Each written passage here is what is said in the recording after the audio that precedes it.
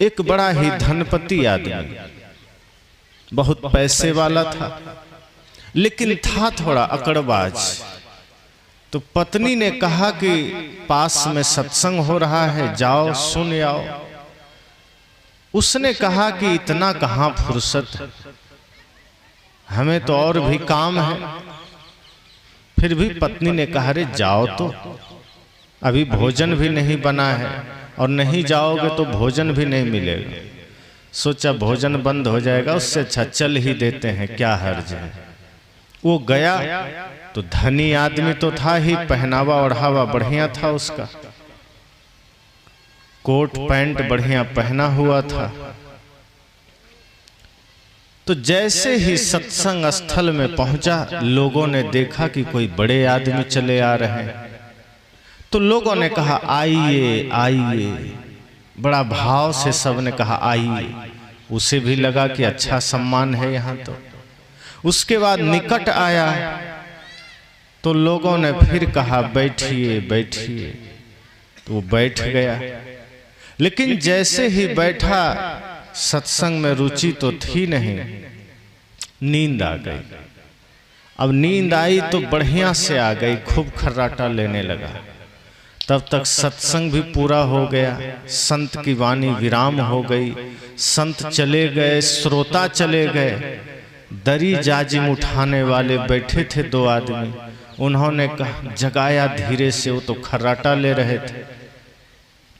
उसके बाद जगाया तो उठा, अचानक देखता है सब लोग गायब, कहाँ चले गए।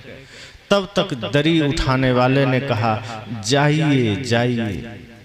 अब वो घर गया, पत्नी ने कहा सत्संग सुन लिया। कहा अरे गया तो, लेकिन तीन ही शब्द सुनने को मिला। कहा क्या? कहा आइए आइए, बैठिए बैठिए और जाइए जाइए। अब वो सो गया था, बीच का कुछ सुन नहीं पाया। 2 घंटा नींद लिया तो जो सत्संग सुनना था, जिसके लिए गया था, वो सुन ही नहीं पाया। बाकी आइए आइए, बैठिए बैठिए और जाइए जाइए सुन लिया। पत्नी ने कहा है तो 60 आदमी, कहां से सुनेगा। फिर सोचती है पत्नी कि अगर इसको कह देंगे कि तुमने समय बर्बाद किया, दोबारा जाएगा नहीं। पत्नी ने दिमाग से काम लिया, कहा देखो ऐसा है, ये वहां गुरु मंत्र है, यही मिला है तुमको, इसलिए आज से इसी को जपना और कल फिर जाना। तो उसे लगा हो सकता है गुरु मंत्र है। तो वो अब जब भी खाली समय रहे, आइए आइए, बैठिए बैठिए, जाइए जाइए, जपने लगा। रात हो गई, बिस्तर में लेटा है, लाइट बंद है, आइए आइए, बैठिए बैठिए। तभी घर में एक चोर घुसा। अब इसे कुछ पता नहीं है कि कौन आया नहीं आया, लेकिन ये आइए आइए, चोर सोचता है देख लिया लगता है।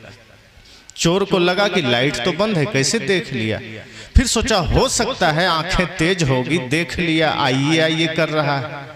उसके बाद चोर थोड़ा घबराया, सोचा कि साइड हो जाए। तब तक इन्होंने कहा बैठिए बैठिए। चोर को लगता है पहचान भी गया है।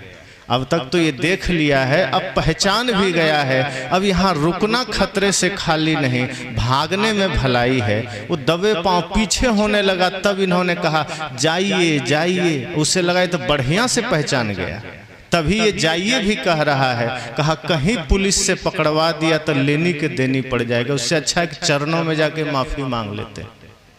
चोर आया, सेठ के चरण में बैठ गया कि माफ कर दो, ये जो कुछ भी और घर से सोना चांदी चुराए हैं तुम ले लो सब, पुलिस को मत बताना। वो उठता है, देखता है लाइट जलाया, चोर कोई आदमी पैर पकड़ा हुआ है, हाथ जोड़ा हुआ है। कहा कौन हो तुम? कहा आप भी गजब करते हैं, पहचान लिए फिर भी हम ही से कहलवाना चाहते हैं। तब उसने कहा कि ये जो कुछ भी चुराए हैं सब ले लीजिए। वो सेठ सोचता है इतना जल्दी